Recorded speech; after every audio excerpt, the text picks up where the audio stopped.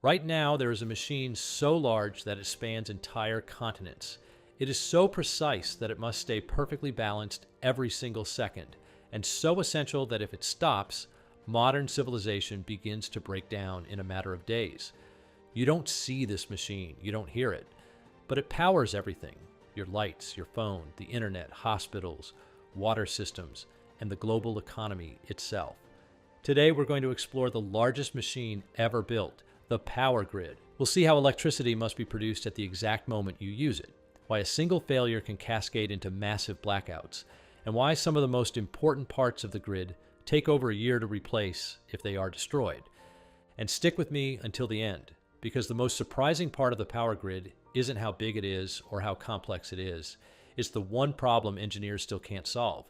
This is signal and shadow. I'm Dennis Lisak. I investigate the hidden systems quietly holding modern civilization together. Most things we consume are stored. Food sits in warehouses, water stays in reservoirs, oil is kept in massive tanks. But electricity is different. For the vast majority of our history with the grid, we haven't had a warehouse for electricity. Huge batteries are only just starting to appear at scale.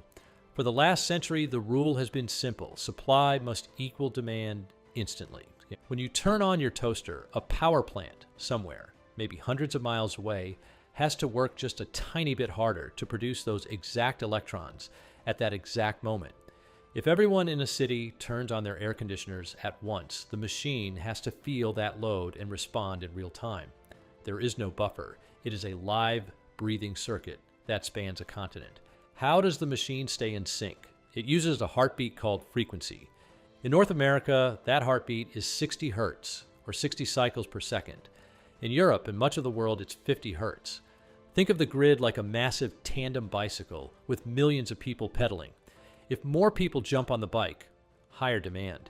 The pedals get harder to push, and the bike slows down. If people jump off, lower demand, but the bike speeds up. If demand greater than supply, the frequency drops below 60 hertz. If supply greater than demand, the frequency rises above 60 hertz. If that frequency drifts too far in either direction, the physical equipment, the massive spinning turbines and power plants, can literally start to vibrate themselves to pieces. To prevent a total explosion of hardware, automatic breakers will trip. The machine protects itself by disconnecting, leaving you in the dark. Because everything is interconnected, the grid is prone to something called a cascading failure. Imagine one high voltage transmission line sags into a tree branch and shorts out. That line shuts down. Now, the electricity that was flowing through it doesn't just disappear, it diverts to the neighboring lines. But those lines weren't designed to carry that extra load. They overheat, they sag, and they shut down too. This is exactly what happened in the 2003 Northeast blackout. A single software bug and some untrimmed trees in Ohio triggered a domino effect that knocked out power for 50 million people across the US and Canada in just a few hours. The machine is so efficient at moving energy that it is equally efficient at moving failure. Now, here's the surprising nugget. The most vulnerable part of this machine isn't the software or the wires, it's these. These are large power transformers. They are the organs of the grid, stepping up voltage to travel long distances and stepping it down for your home. They are not mass-produced, they are custom-built, weigh hundreds of tons, and cost millions of dollars each. If one of these blows up, whether from a solar storm, a physical attack, or just old age, you can't just go to a hardware store and buy a new one. Manufacturing a single one takes 12 to 24 months. There is no backup fleet of these sitting around. If a coordinated event destroyed just a few dozen of these at key nodes, parts of the continent could be without power for over a year. The machine is under constant assault. Weather. Extreme heat melts wires, extreme cold freezes gas lines. Cyber. Thousands of pings hit utility firewalls every day from hostile actors. Space. A massive solar flare, like the Carrington event of 1859, could induce currents in our wires that would fry those irreplaceable transformers instantly. Our infrastructure is aging. Much of the grid was built in the 1960s and 70s with a 50-year life expectancy. We are currently living on borrowed time. I told you there was one problem engineers still struggle with. It's called a black start.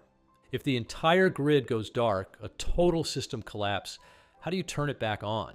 You can't just flip a switch. Most power plants need electricity to start. They need power to run the pumps, the fans, and the control systems.